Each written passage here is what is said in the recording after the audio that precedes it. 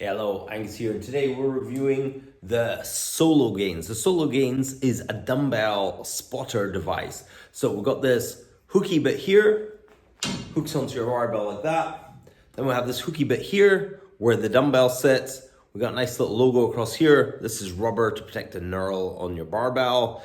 It's a little rubber end cap. And then this is a kind of fabric here. It's a bit give in this fabric here. So when you're holding the dumbbell, there's a bit of a wobble. The other kind of spot arms that I've used like this had a metal bit of rod, and now all of them have moved on to this fabric-y bit. So I don't know if there's too much give in this fabric, but I'll show you a hack to get around this, and I'm going to show you the setup for dumbbells, and I'm going to show you it with the ATX bench because it has a really cool, unique feature. So if you want a little discount for the Solo Gains, check out the description box below. I will put all the details there. The advantage of these is when you've got a set of like hex dumbbells, you can kind of pop them on your knees and drive them up into position. But if you're going really heavy, you might not want to do that. We wouldn't do that with a barbell. So why are we doing that with dumbbells? With these Solo spotters, you can just set them up where you want them. They're set up in position. Brace yourself, grab onto the fabric, really push the fabric into the dumbbell.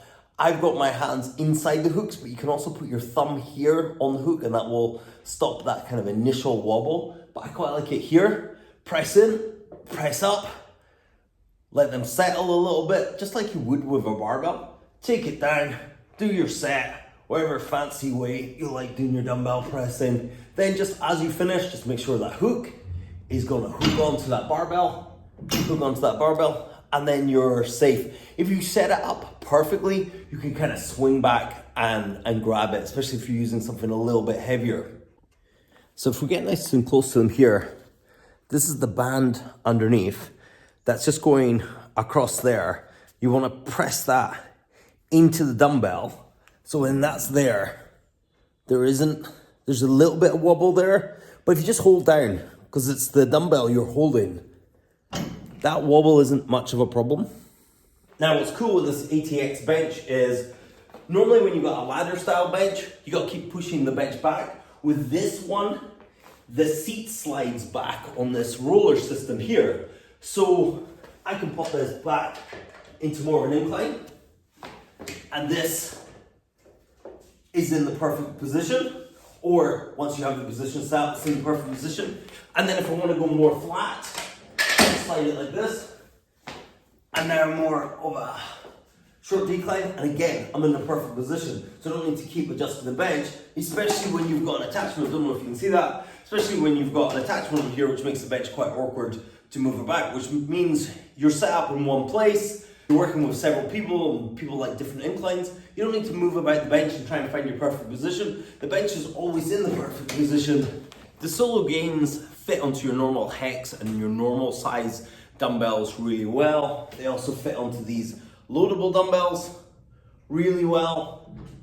And they also fit onto the Kinsui dumbbells really well. Obviously these don't have any weight on them. These have a little bit of a thicker handle, which leaves a little bit of a gap there, which means if you let go of this band, they rotate round, but as long as you have your hand on that band and press that in, they're super locked in and rigid. And it means you can set up a really heavy set of dumbbells and go for it with confidence, especially these sort of things. You don't want to be dropping these on the floor. You shouldn't be dropping your hex dumbbells on the floor, but you also definitely don't want these loadable dumbbells be dropping them on the floor. So again, another advantage of the Solo Gains. Solo Gains, pretty useful, could fit in your bag if you're taking it to a commercial gym that doesn't have some sort of fancy spotter thing for your dumbbells, particularly if you want to go heavy.